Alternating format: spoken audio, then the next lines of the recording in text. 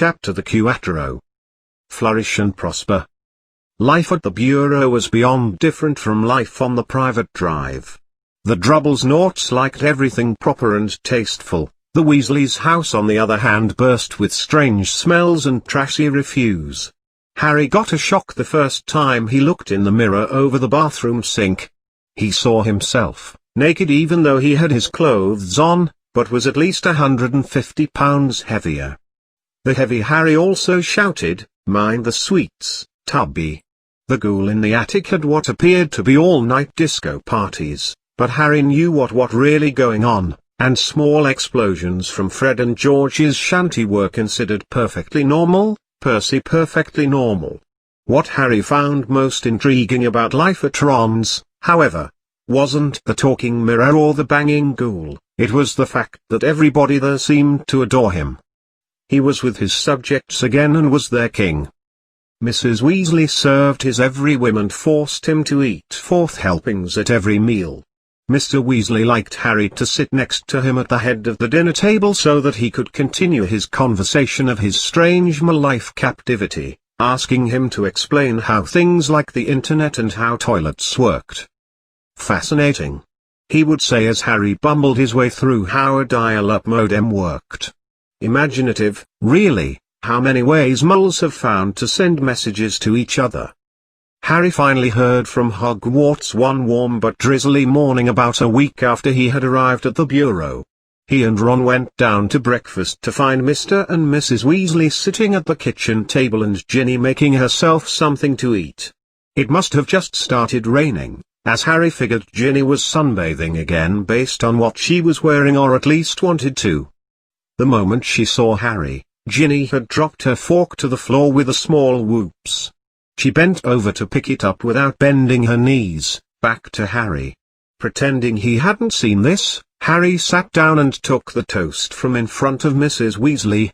Harry prefers playing hard to get. "I'm sure, Harry, you can have that. I'll fix another." "Oh, and look what just came, letters from school," said Mr. Weasley, passing Harry and Ron identical soaking wet envelopes of yellowish parchment, addressed in a runny green ink. "Dumbledore already knows you're here, Harry. He's been spying on you, I wonder why." For a few minutes there was dead silence as they read their letters, apart from Mrs. Weasley jamming up another toast. Harry's told him to catch the Hogwarts Express as tradition from King's Cross Station on September 1st. He wondered why on earth all Hogwarts students had to convene in London first. He knew of a half-dozen kids at least who lived locally around the Hogwarts area, but they all had to make the necessary arrangements to be in London at that precise moment or they'd be expelled. Seemed like an awfully pointless waste, Harry thought. There was of course also his list of the new books he'd need for the coming year. Second-year students will obtain the Big Book of Ordinary Spells, Grade 2, new and improved version, by Miranda Goshawk. Boning a Banshee by Jaime Lannister. Too Cool for Ghouls by Jaime Lannister. Hanging Out with Hags by Jaime Lannister. 43 Travels with Trolls, plus some no one ever found out about, by Jaime Lannister. Voyages with the Kingslayer by Jaime Lannister. Werewolves in Heat by Jaime Lannister. The Things I Do for Love by Jaime Lannister. Fred, who came in and evidently had his own list, snooped over at Harry's. "You've been forced to get all Lannister's books, too," he said. "The new defense against the dark side of the Force teacher must be a witch." At this point, Fred caught his mother's eye and quickly slapped a great deal of marmalade onto his toast, head down. "That lot won't come cheap," said Ron, with a quick look at his mom and then slowly to Harry. "Lannister's books are really expensive." There was a long silence as everyone seemed to be looking at Harry now, almost as if they were expecting him to say something. "Well, we'll manage," said Mrs. Weasley after the uncomfortable quiet had gone on for some time, but she looked very worried. "I expect at least Ginny can use most of Ron's old hand-me-downs." "Oh, you are starting at Hogwarts this year? That why you've been working on your tan?" Harry asked Ginny. She nodded, blushing to the roots of her flaming hair. She put her elbow in the marmalade bowl absent-mindedly, hands under her chin, and gave a long sigh, all while staring longingly into Harry's eyes. Everyone saw this, but just then Ron's brother elder walked in. Percy was already dressed, his Hogwarts perfect badge pinned to his turtleneck with a sweater tied around his neck. "Morning, you all," said Percy merrily. "Lovely day." But as he was heading for the table, Percy tripped and fell flat on his face. There was also a loud oink. "Oh, poor Ernest," said Ron, picking up the limp pig next to Percy, who was sprawled all over the floor. All of the other Weasleys at this moment too circled around Ron to make sure the pig was okay. Percy meanwhile struggled to get up and then dusted himself off. "Ugh, Ron. Keep that pig out of here, will you? How many times has this happened now?" said Percy, being completely ignored by his family. In Ernest's snout was a letter that Ron pulled out. "Finally, I wrote to Hormone saying we were going rescue you from the moles. This must be her reply." He carried Ernest off to a doghouse just outside back door and tried to shove him inside, but Ernest flopped over and wouldn't go in. Eventually Ron gave up and it scampered off to feast on a pile of trash. Ron muttered, pathetic, as he walked back inside to the kitchen. Then he ripped open Hormone's letter and read it out aloud for all to hear. "Dear Ron, and Harry, if you're alive. I assume something went horribly wrong, as it tends to do with these things. Hopefully Harry is hunky-dory and that you didn't get killed or caught doing something illegal to get him out, Ron, because that would make Harry an accomplice and we can't exactly have the most famous wizard alive be wrapped up in some scandal. I've been genuinely worried if Harry is all right. Think of the headlines. Well, I haven't seen anything in the papers yet about his untimely demise, so I suppose that is a good sign. Will you please let me know at once, but perhaps it would be better if you used a different pig, because I'm pretty sure one more delivery would kill the poor thing in his state and I'll never get your reply, leaving me in a perpetual state of wondering. I'm very busy with schoolwork, of course, how can she be?" said Ron, looking up from the letter. But in horror, both Harry and Ron instantly realized they completely forgot about the large summer project that was assigned. They both groaned long and loud. "And we're going to London next Wednesday to buy my new books. Why don't we meet in Diagon Alley? Let me know what's the happening as you can. From Hormone with love." "Next Wednesday? Why, that's today. I suppose we can go and get all your things," said Mrs. Weasley, starting to clear the table. "What were your plans for today?" Harry, Ron, Fred, and George were planning to go up the hill to a small paddock the Weasleys owned. It was surrounded by trees that blocked it from view of the village below, meaning that they could keep their dinosaurs there. Some of the younglings were about to hatch, which would make for an excellent stew. Dino stew was a wizard specialty. Harry wasn't aware that the wizarding community had brought dinosaurs back from the dead some time ago. But it made sense, as there were so many other magical creatures hidden from Harry's upbringing, that adding dinosaurs to the list didn't seem all that far-fetched. Ron noted that most witches and wizards usually brought home a few dino eggs from market, only to cook them shortly after they hatch for a number of reasons. For one, raising a dinosaur to its full size is a full-time job that most don't want to deal with. And then there's very real threat of being eaten or their house destroyed. They also taste best when they are young. Harry noted that Hogwarts not once served any dino dish last year, or at least not to his knowledge. This was probably because Dumbledore wasn't fond of the stuff, Ron had thought. 5 minutes later they were marching up the hill, whacking clubs over their shoulders. They had asked Percy if he wanted to join them, but he had said he was busy. Harry hardly ever saw Percy. Only at mealtimes so far, he stayed shut in his room the rest of the time. "I don't think I want to know what he is up to," said Fred, frowning. "He's not himself. His exam results came the day before you did, 12 PIGS, and just tossed the paper in the trash. Not an expression on his face.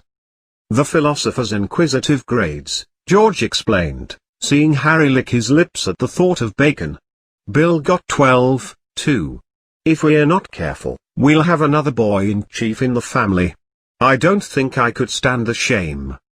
Bill was the eldest Weasley brother. He and the next brother, Charlie, had gotten away from Hogwarts.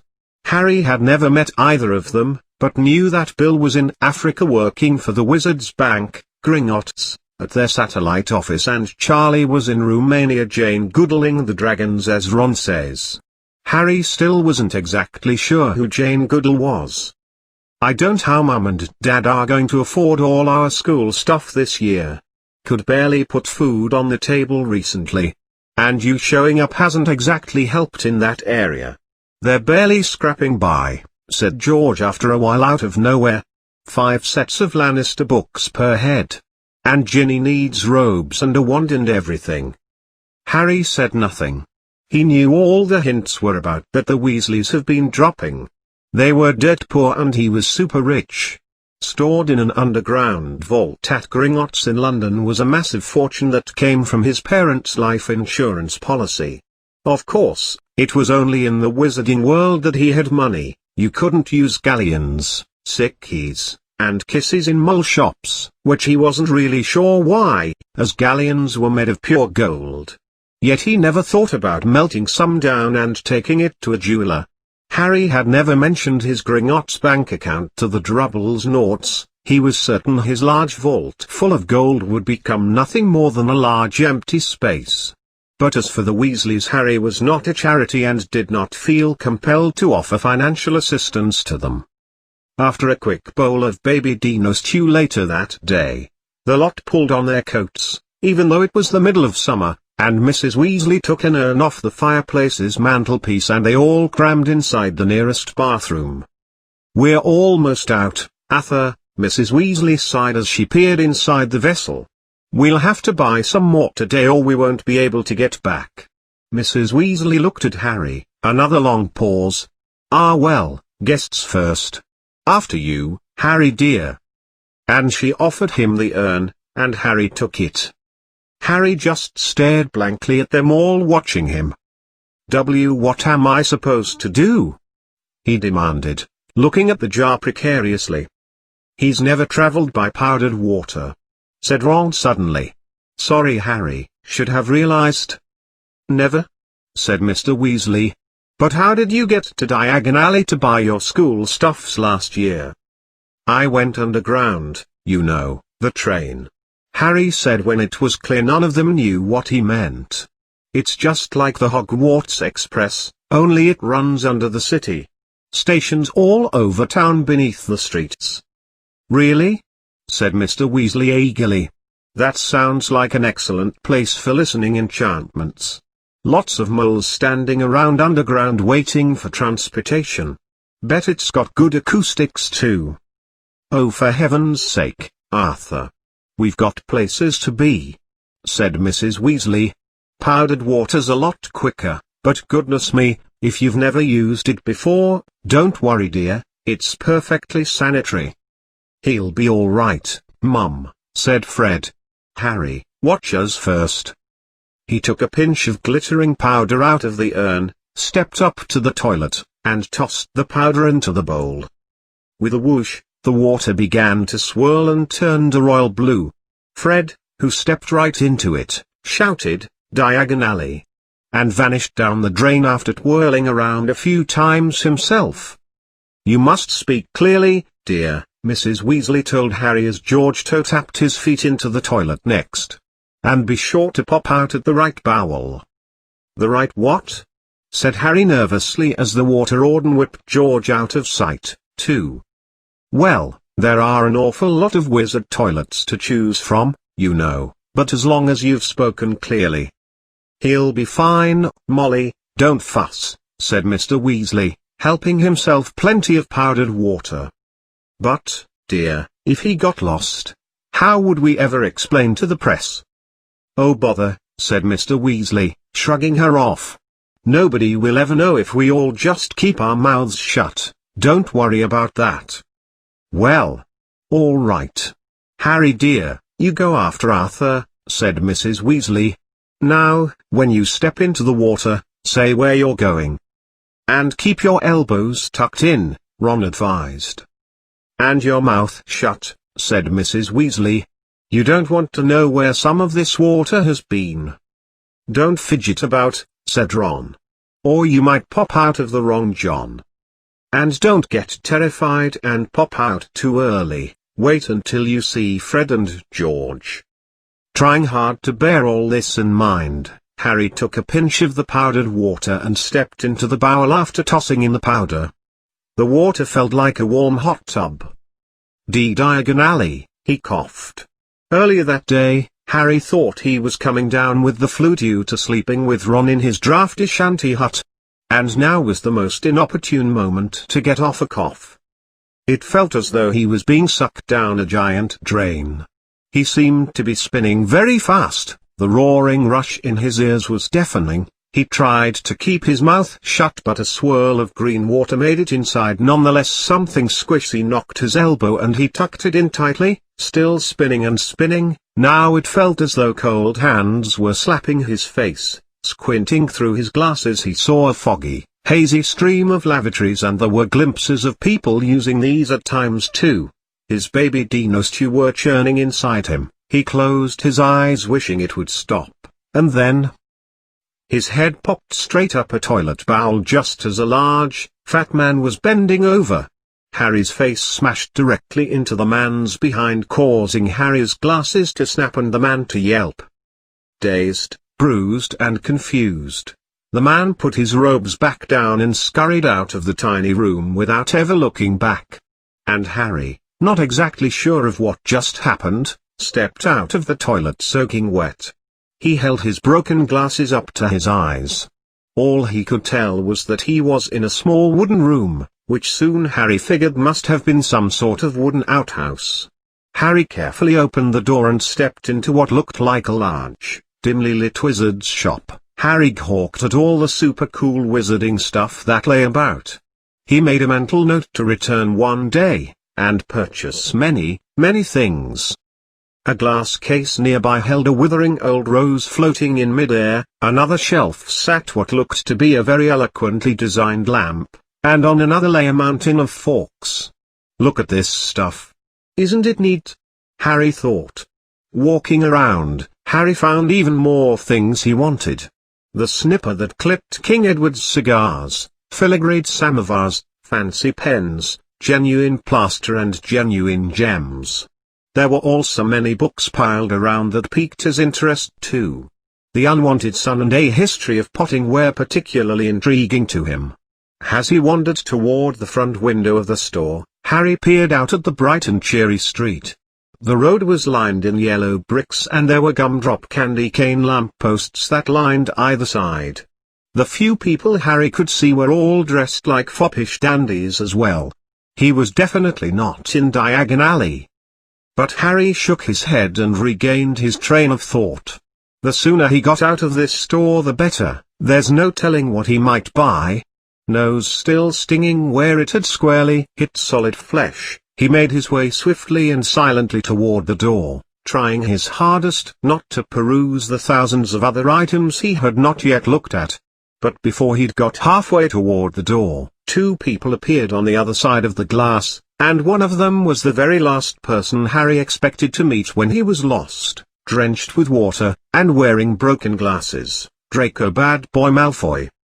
Harry quickly looked around and saw the outhouse he had originally come out of once again. He shot inside, wanting to give old Draco a welcoming surprise. He heaved the door closed, leaving only a tiny crack to snoop through.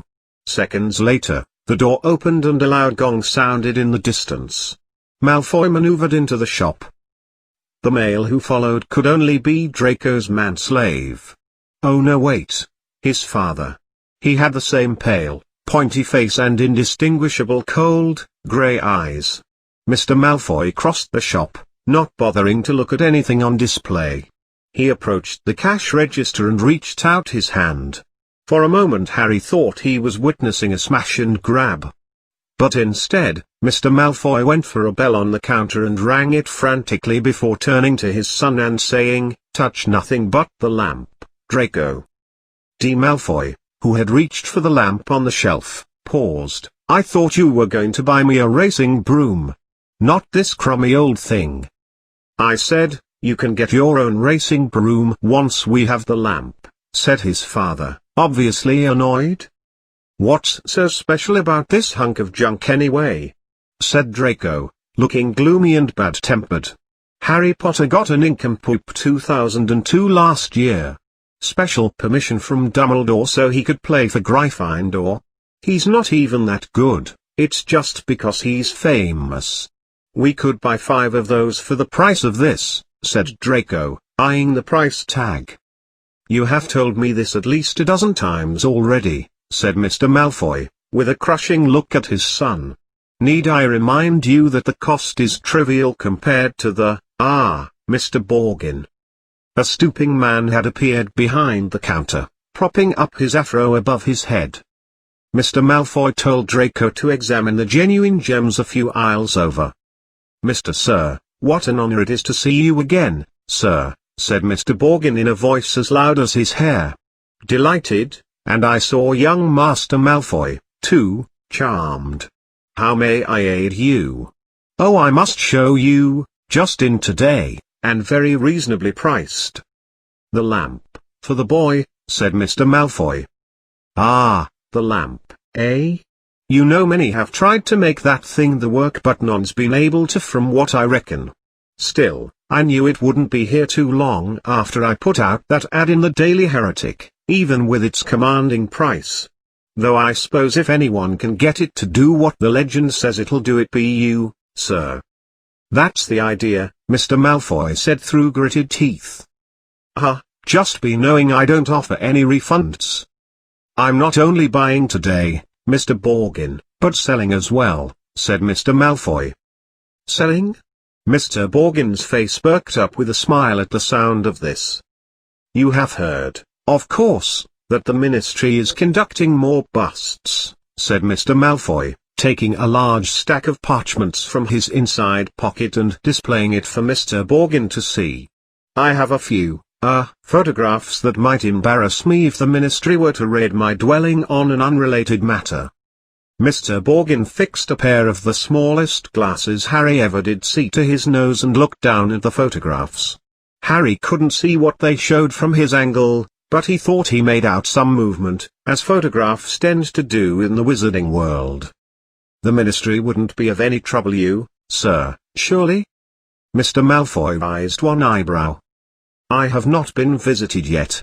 The name Malfoy still commands a certain respect, which is why I can't let these get out into the public, but I don't want to destroy them either. Mostly from the 70s, all very up and up, but still, you can't be too careful. The Ministry grows ever more meddlesome every day. There are rumors about a new Malintrusion Act, no doubt that Weasel of a Fool Arthur Weasley is behind it, only a matter of time before they turn their listening program onto us wizards." Harry felt a hot surge of air along his back. He accidentally triggered the outhouse's hand dryer when he leaned against it. Luckily, nobody had heard the sound. "And as you see, these pictures might make me appear." "I understand, sir, of course," said Mr. Borgin. "This would be something I'd be most interested in, for my private collection, of course." "I would not be selling if that wasn't the case, Mr. Borgin. See to it that none ever get into public hands. I have loads more in boxes at home I need to unload. I may very well purchase them back at a future date." "Dad, can I have this?" interrupted Draco, walking back up to the counter with a candelabra in his hand. "Ah, the Candelabra," said Mr. Borgin, quickly stacking Mr. Malfoy's pictures and putting them out of sight. "Light one of its candles and it will annoy whoever is in sight. Great for entertaining at parties. Your son has fine taste, sir." "I'll have you know that my son will amount to more than a party buffoon with cheap parlor tricks, Borgin," said Mr. Malfoy coldly, and Mr. Borgin said quickly, "No offense, sir, no offense at all.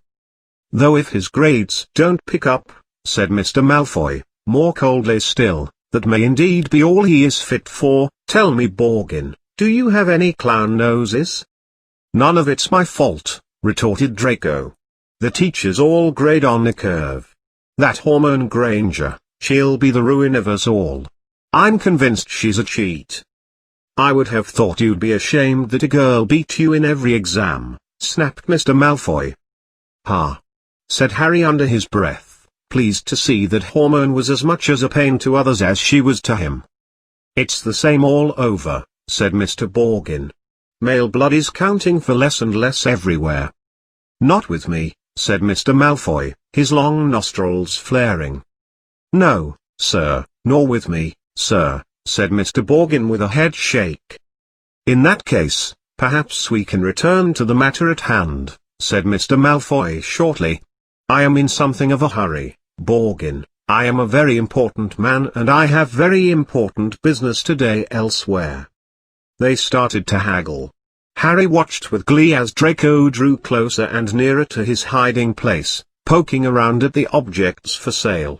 Draco paused to examine a bowl of what looked like freshly picked apples and read, smirking, the card propped up against it, "Caution, do not eat. Cursed, will poison you into a deep sleep." Draco turned away and saw the outhouse right in front of him, and suddenly had the urge to use it.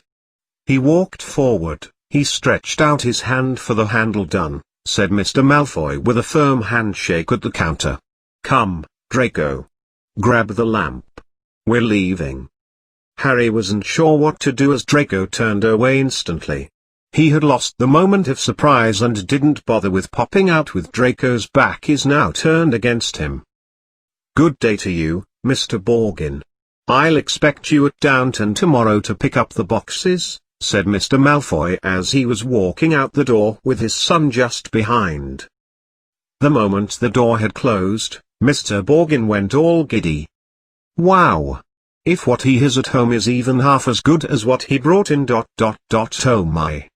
Can't wait to show the boys. Mr. Borgin disappeared into a back room. Harry waited for a minute in case he came back. He didn't want to be hounded by a common salesman. So, as quietly as he could, he slipped out the shop door. Clutching his broken glasses to his face, Harry stared around. He had emerged onto a brightly colored street and yet all of the shops seemed to be entirely devoted to the dark side of the Force. The one he'd just left, Borgin's Dark Side Bargains, looked like the largest, but opposite was a cheerful gingerbread house with a window display of shrunken heads and, 2 doors down, a large sign was hung over a door that said Cruella's Cloak Shop, made the only way, the cruel way for extra comfort. 2 fabulous-looking wizards in top hats and monocles were watching him from a headless horse-drawn carriage car, muttering to each other. Feeling like he'd spend a fortune if he stayed here, Harry set off, trying to hold his glasses on straight and hoping against hope he'd be able to find a way out before it was too late. An old wooden street sign hanging over a shop selling poisonous bath salts told him he was on Portobello Road. This didn't help, as Harry had never heard of such a place. He supposed he hadn't spoken clearly enough through his coughing attack back in the Weasleys' toilet, though he was almost dry now. Trying to think, he wondered what to do. Just then, Harry felt a pair of hands wrap around him from behind and grab him on the hips. "Looking for a good time, dear?" whispered an old woman's voice directly in his ear, making him jump and turn. An aged witch stood in front of him and put one hand on her hip. She looked him over, showing mossy teeth with a smile. She must have been at least 90. Harry backed away. "I'm fine, thanks," he said. "I'm just..." "Harry. What d'ye think you're doing with her?" Harry had a small heart attack, but it left just as soon as it came. So did the witch. She cursed the massive form of Hagrid when the Hogwarts head sanitation officer came strutting toward them, beetle black eyes twinkling over his great frizzly beard. "Hagrid." Harry coughed in relief. "I got misplaced, quite a blur, powdered water." Hagrid seized Harry by his neck and pulled him away from the witch. She shrieked back at them, going on about how close she was to finalizing a deal, which could be heard echoing behind them all the way along the twisting yellow brick road until they came upon familiar, snow-white marble building in the distance, Gringotts Bank. Hagrid had choke-lead him right into Diagon Alley. "You're a orny little one," said Hagrid with a laugh, patting Harry on the back so forcefully he knocked him into a pile of pig dung laying in the street. "But skulking around Portobello Road, I dunno, Harry, dodgy place, don't want no one to see you down there."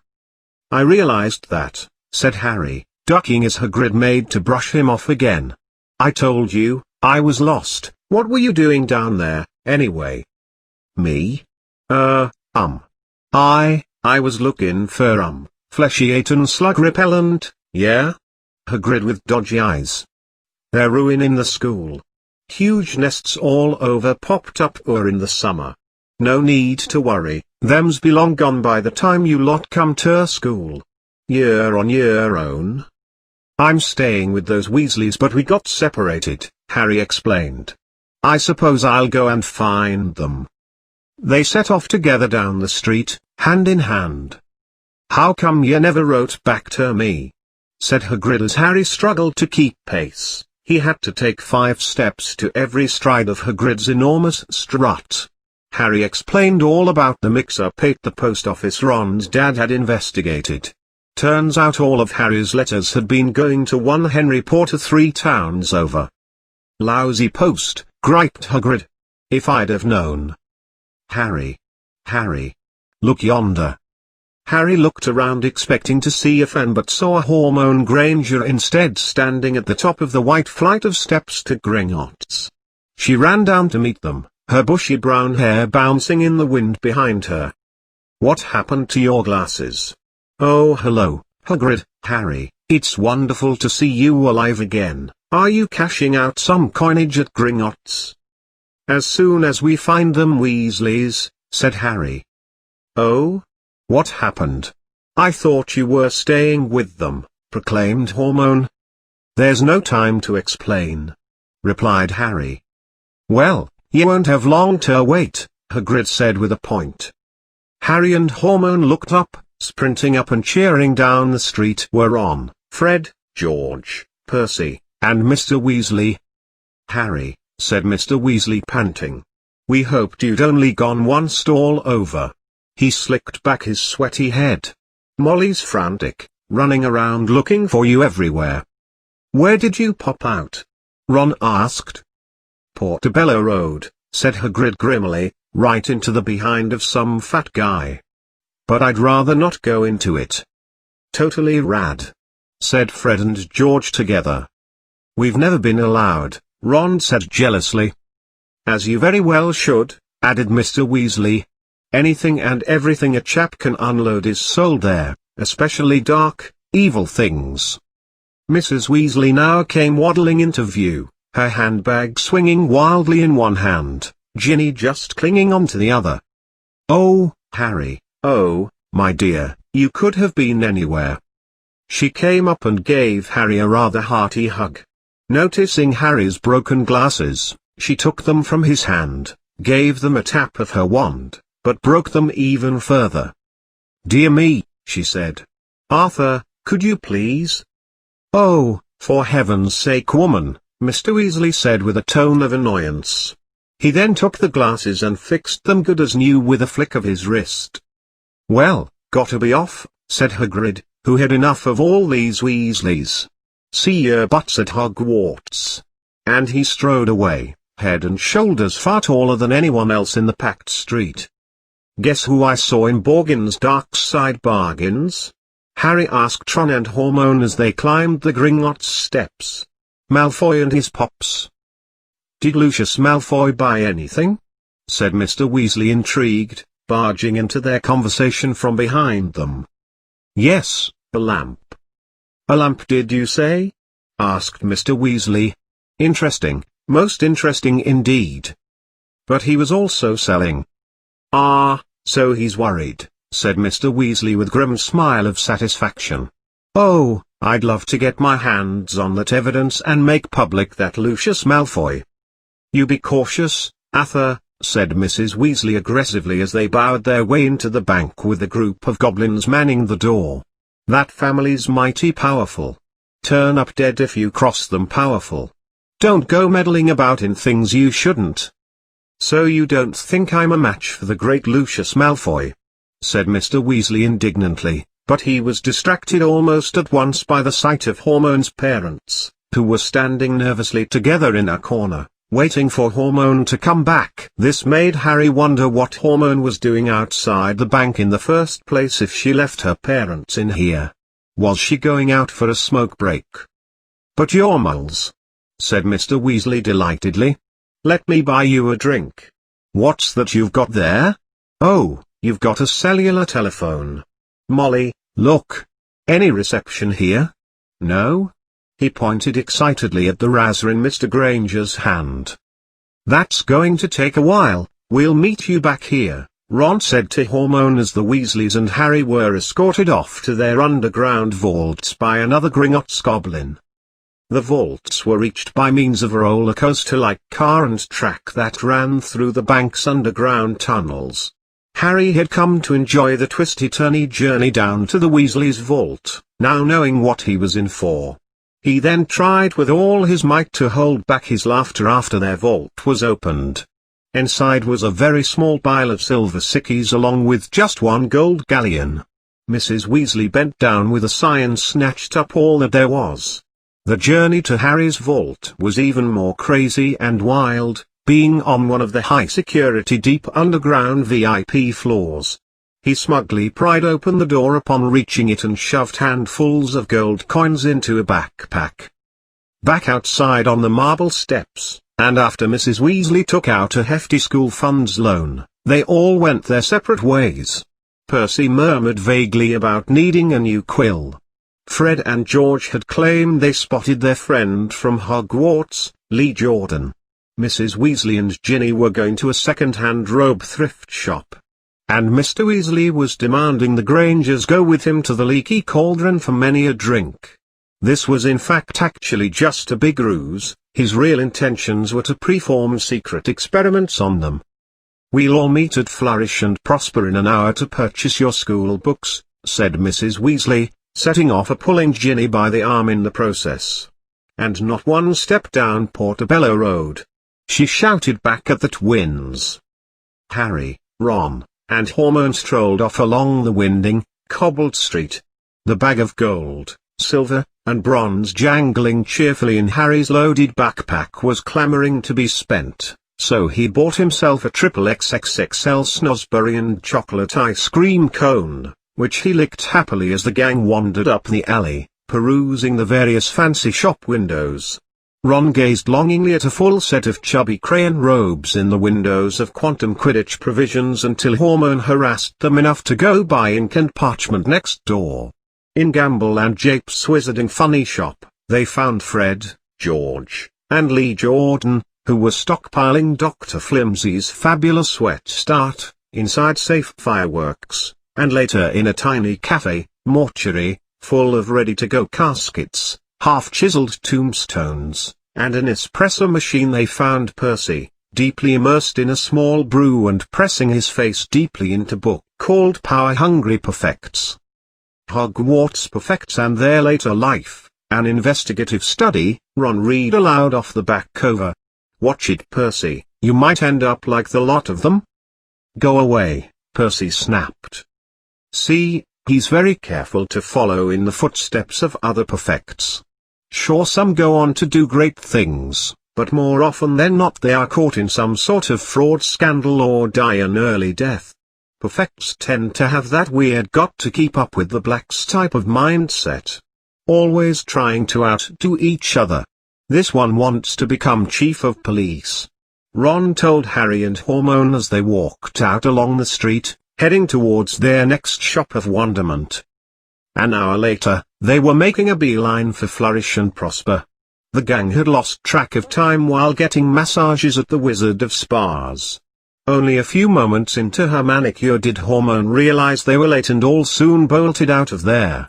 As they approached the bookshop, they saw to their surprise a very large crowd forming outside the doors. Harry, Ron and Hermione pushed their way through the assemblage of wizards until they came to a velvet rope blocking off a red carpet that rolled from the front door of the shop all the way to the street. The reason for this was transcribed by a large foldy sign on the carpet near the street. Jaime Lannister, Kingslayer, will be selling copies of his signature autobiography, The Magical Mr. Me.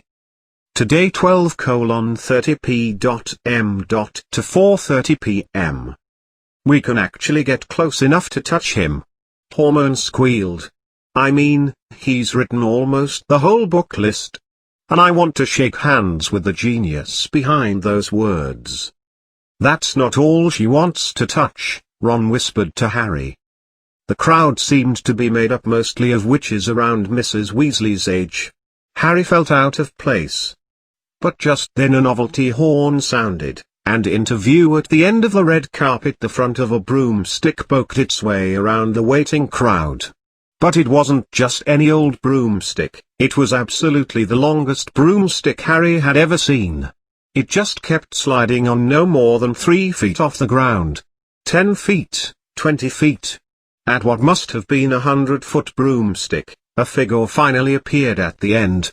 The crowd burst into cheers and applause. But those cheers soon died out into cold silence. The man on the end slowly disembarked his stretched broom. He had a tired, weak face and was frail and old. He took a few steps forward on the red carpet, each step more feeble and frail than the last. He then stopped suddenly and stared blankly ahead. It looked as though he was about to pass out right then and there.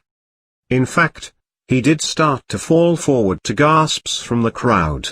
But at the very last instant the man did a tuck and roll maneuver which turned into a somersault. He popped up with a smile and a bow and the crowd went absolutely nuts, applauding ferociously. His entire demeanor had changed. A healthy middle-aged man with lots of energy and youthful golden locks for hair had emerged.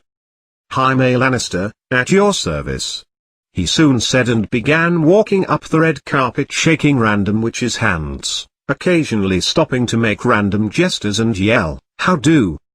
After he entered the bookshop, there was a mad rush for the door. A harassed-looking wizard stood at the front saying, calmly, "Please, ladies. Don't push there. Mind the books, now. Ouch. That's my foot." Harry, Ron, and Hermione squeezed inside when they could. A long line already formed which wound through almost every aisle and eventually made its way to the back of the shop where Jaime Lannister was signing his books.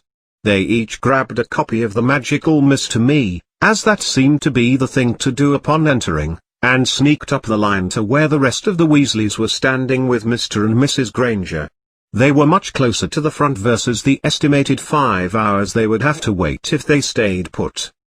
"Oh, there you are, good," said Mrs. Weasley to the murmurs and nasty stares by some of the witches behind them in line.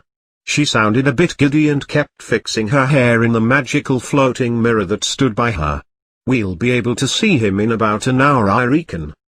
Jaime Lannister ever so slowly came into view at last, seated at a table surrounded by lots of merchandise for sale with images of his own face. There were coffee mugs and framed pictures, pillows, ornaments, small bobblehead statues, pins, T-shirts and even a blow-up doll that had his vague resemblance. Everything was winking and flashing dazzlingly white teeth at the crowd, and all for sale starting at 2 galleons a pop. The real Lannister was wearing robes of everybody look at me blue that exactly matched his eyes, his stovetop wizard's hat was set at a jaunty angle on his wavy golden hair.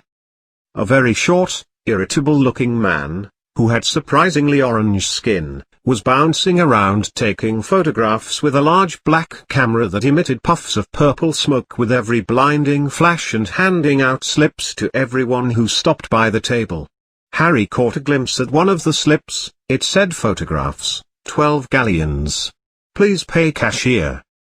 Jaime Lannister thanked the witch who was leaving his table and told her not to forget a T-shirt. He then looked back at who was due up next. He saw, could it be, "Harry Potter, the Harry Potter?" He stared. Then he leapt to his feet and positively shouted with a point, "Harry the Warlord Potter." The crowd oohed and whispering excitedly, Lannister jumped forward, seized Harry's arm, and pulled him to the table and raised it up in victory. The crowd burst into applause. Jaime Lannister then pointed Harry towards the photographer, who was clicking away madly, wafting thick smoke over towards the Weasleys, who coughed vigorously. "Give an ample smile, Harry, let's see those teeth," said Lannister through his own mile-wide grin, still holding Harry's hand above his head. "I might be a Kingslayer, but you, young Harry, are the real deal. And together, you and I are going to make the front page for sure. I'm sending this shot into the Daily Heretic. I'll even get you a copy and waive the 12 galleon per photo fee." When he at last let go of Harry's hand, Harry could hardly feel his fingers. His fingers hurt. He tried to scooch on over to the Weasleys, but Lannister grabbed him from behind and threw an arm around his shoulders, clamping him tightly to his side. "Madams and gentlemen," he said with a yell, waving for quiet. "What an extraordinary instant this is. The absolute perfect moment for me to make a grand proclamation I've been sitting on for some time. When the wee Potter boy here stepped into Flourish and Prosper today, he only wanted to buy my autograph, which I shall be happy to present him now, free of charge." The crowd applauded again. Lannister scribbled something in the copy of the magical Mr. Me book Harry was holding and handed it back. "He couldn't possibly imagine," Lannister continued, giving Harry a hearty shake that made his glasses slip off the end of his nose, "that he would shortly be getting much more than just my mark in the magical Mr. Me. He and his schoolfellows will, in fact, be getting the real magical Mr. Me. Yes, madams and gentlemen, I have the extraordinary pleasure and pride in informing you that this September, I will be taking up the post of defense against the dark side of the Force teacher at Hogwarts School of Witchcraft, and like tomfoolery, the crowd cheered and clapped. A few witches even started to cry. To mark this special occasion, I will gladly donate my entire written collection to our dear Harry here. Now, I don't want to hear you selling these to your classmates, you hear?" He whispered this last part in Harry's ear. Soon, Harry found himself being handed 20-some-odd thick books of Jaime Lannister. Staggering slightly under their weight, he managed to make his way out of the limelight to the edge of the room, where Ginny was standing alone for some reason. "Well, how about that?" Harry mumbled, dropping the books into the floor. "Guess I don't need to buy any of them now, do I?" "Wow, how about that, Potter?" said a voice Harry had no trouble recognizing. He looked up and found himself face to face with Draco Malfoy, who was wearing his usual massive "The Dark Side Shall Rise Again" belt buckle. "My boy Harry," said Malfoy. "Can't even go into a random bookshop without making the front page." "He's mine, back off," said Ginny. It was the first time she had spoken in front of Harry, in 2 books no less. She was glaring at Malfoy. Both he and Harry looked back with confused looks. "Potter, did you know you had a girlfriend?"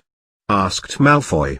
Ginny went scarlet, but they were distracted as Ron and Hermione made their way over, both clutching stacks of signed Lannister's books. "Oh, it's this one," said Ron, looking at Malfoy as if he were a really annoying bad reality TV star. "I'm surprised they even let you in a shop, Weasley," snorted Malfoy. "Your parents will go hungry for a month to pay for all those, no?" Ron went as red as Ginny.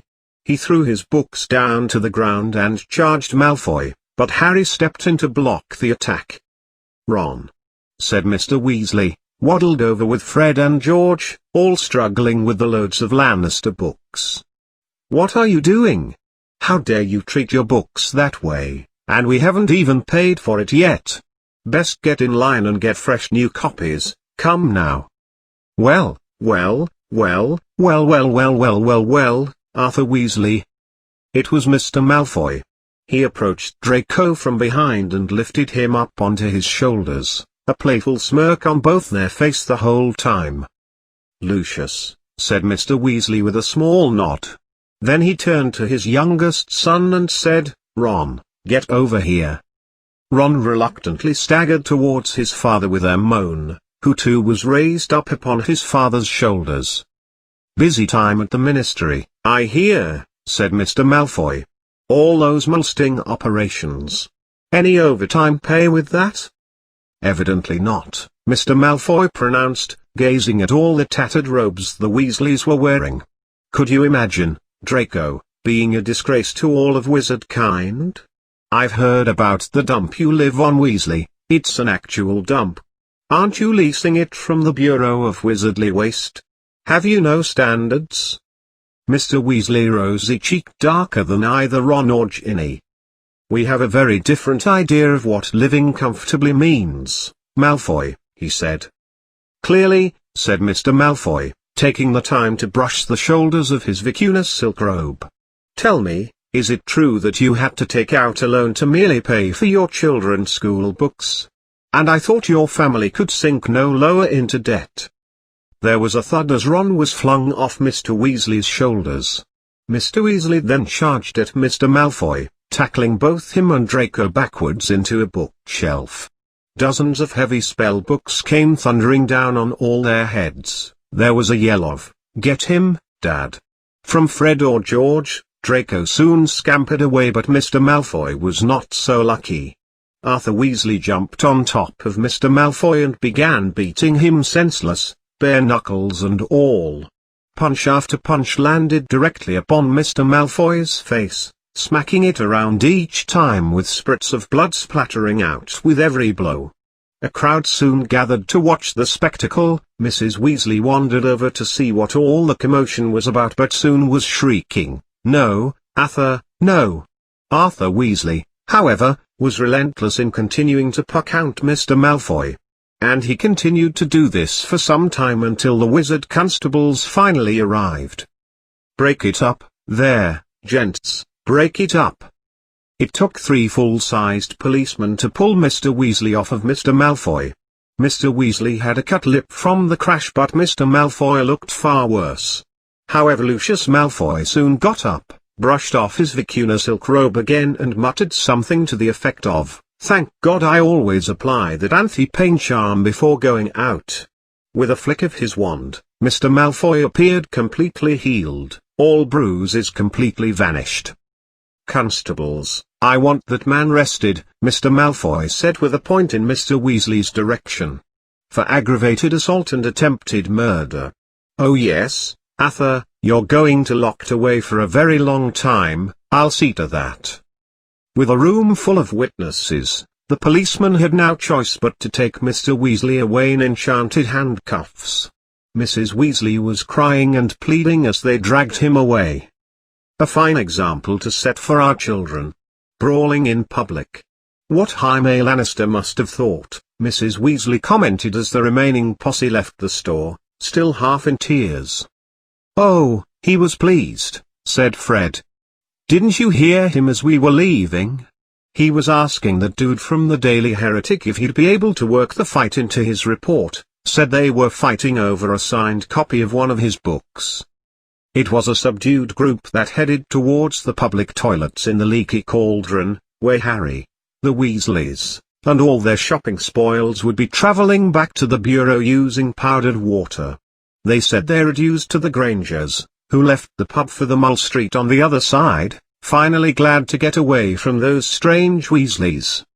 Harry took off his glasses and put them safely in his backpack before helping himself to a handful of powdered water. It definitely wasn't his favorite way to travel, and little did he know that this time he'd end up nearly 2 towns over from where he meant to be.